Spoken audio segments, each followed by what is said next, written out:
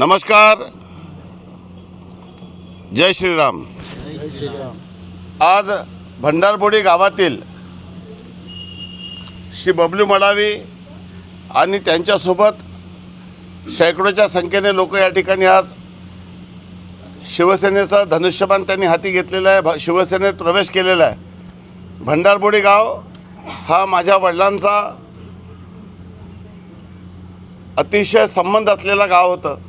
माझ्या राजकीय जीवनाची सुरुवात केल्यानंतर आणि माझ्या लहानपणापासून भंडारबोडी गावाशी माझा फार जुना संबंध आहे आणि मागच्या अनेक निवडणुकीत भंडारबोडीच्या लोकांनी मला मदत केली, परंतु आज या सर्व प्रवेशामुळे माझी ताकद अधिक वाढलेली आहे। मी सर्वांचे नाव घेत नाही, परंतु प्रत्येक माणूस गावात ताकदीचा माणूस आहे। एक चांगलं गट या ठिकाणी माझ्यासोबत आलेला आहे। यापैकी अनेक लोक पूर्वीपासून माझेच होते, परंतु काही काँग्रेसच्या लोकांनी यांना भडकवून आपल्याकडे घेतलं होतं। पण नेतृत्वहीन असलेल्या काँग्रेस पक्षात जिथं फक्त निवडणुकीच्या स्वार्थासाठी लोक रामटेकला येतात आणि लोकांचा वापर करतात, तर मग रामटेकला विसरून जातात, अशा नेतृत्वाच्या सोबत राहायचं नाही। आणि मी जो 24 तास 365 दिवस आपल्या जनतेसाठी, आपल्या विधानसभा क्षेत्रासाठी काम करतो, परत हे लोक माझ्यासोबत आले, याचा खूप आनंद आणि समाधान मला आहे। या सर्वांना मी नावानिशी ओळखतो, बहुतांश लोकांना। अनेक लोक 25-25, 30-30 वर्षापासून माझ्यासोबत आहे। मी रामटेकच्या कोर्टात वकिली करत असताना अनेक लोकांच्या केसेस माझ्याकडे होत्या। या सर्व लोकांनी आज माझ्यासोबत आल्यामुळे माझा एक खूप आनंद आणि अभिमान मला आहे, खूप मनापासून मला एक समाधान आहे। आणि आपला माणूस आपल्यापर्यंत परत आला तर त्याचा निश्चितच एक आनंद आणि समाधान असतो। मी नेहमी असं म्हणतो की माझ्या गाडीमध्ये चढणारे पॅसेंजर पाहिजे, उतरणारे नाही। आणि माझं कुटुंब हा मोठात मोठा झालं पाहिजे। मागच्या निवडणुकीमध्ये मी 1 लाख पार होईल असं सांगितलं होतं। 2019ला मी 76,000 मतं घेतले, पण 2024च्या निवडणुकीत मला 1,07,000 मतं मिळाले। आणि मी निवडणुकीच्या पहिलेच सांगितलं होतं की 1 लाखापेक्षा जास्त लोकांची मनं जिंकायची आहे।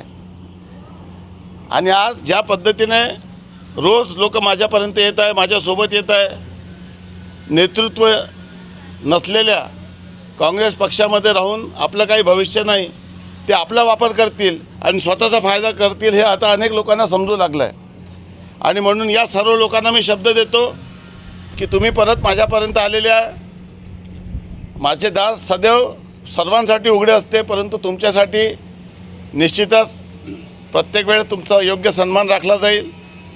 जे काही तुमची अडीअडचणी आहेत त्यात तुम्हाला निश्चितपणे मदत राहील। मी सत्तेच्या स्वार्थासाठी किंवा निवडणुकीच्या स्वार्थासाठी काम करत नाही। तर लोकांचे जेव्हा आपण कामं करतो तेव्हा लोक आपल्यापर्यंत येतात, म्हणून मी सांगतो की आपल्या गाडीमध्ये चढणारे पॅसेंजर पाहिजे, उतरणारे नाही।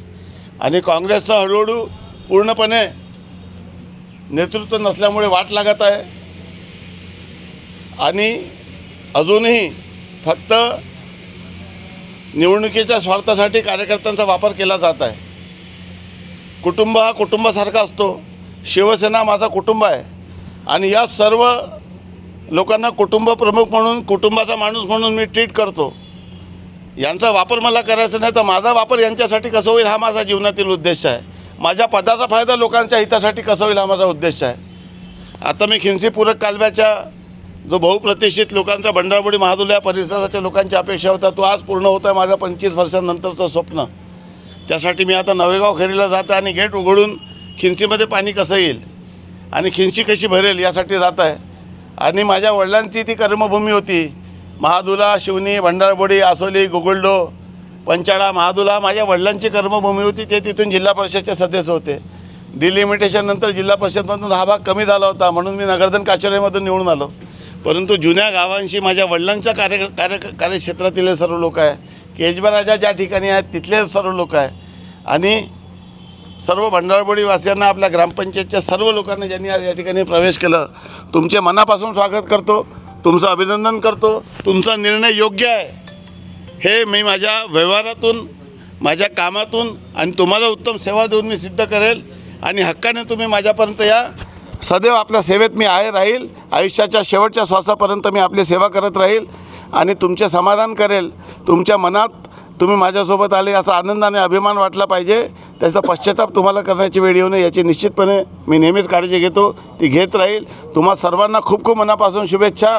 जय हिंद, जय महाराष्ट्र, जय केज महाराजा.